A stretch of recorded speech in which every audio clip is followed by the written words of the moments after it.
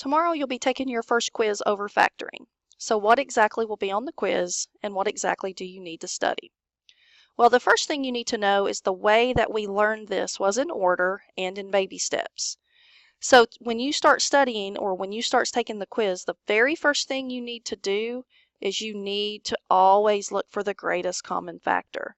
That will make your life very easy. Now, the way that the problems may look with greatest common factoring would be 3x squared minus 9. And you would need to realize, okay, the very first thing I need to do is to remove the 3 out of this expression. And you would get a 3x squared minus 3 there. And then you would look at this right here, the x squared minus 3, and you would know that that will not factor anymore. Or it may be more complicated. It may be 3x squared y plus 9xy squared. So once again, the very first thing you would want to do is you would want to start by removing the greatest common factor. So that would be a 3, an x, and a y. And then inside the first set of parentheses, you would have x plus 3y. And remember that you always can check it. So if you redistribute the 3xy back, you should get the identical expression that you started with.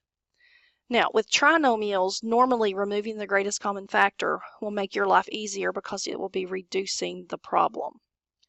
Now, the next thing you would do if you've looked for the greatest common factor and you did not see one, you would look at how many terms it has. Okay? Now, we've typically been doing 3, and then you would just simply use the guess and check method of factoring. Now, we have progressively worked our way up with this method.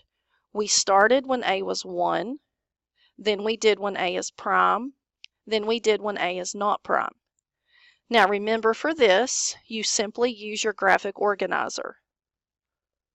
So you list all of the factors of the first term, then you list all of the factors of the second term, and then you try to find the perfect combination that makes the bottom 2 loops work out.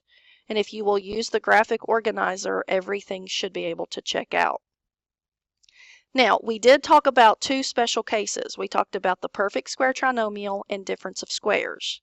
Now, difference of squares comes in when you only have 2 terms. So it says, do the terms contain only perfect squares? If it's a yes, then you do your difference of squares. And remember the video we watched, they called it DOS, something that you have to remember. If A and B are both perfect squares and there is a subtraction sign, it will turn into the sum and difference pattern. Now, if it is a no and it does not have a subtraction sign, you just leave it. That is considered prime. So that's what will be on your quiz tomorrow. I would highly suggest that you study your robot and notice the flow chart.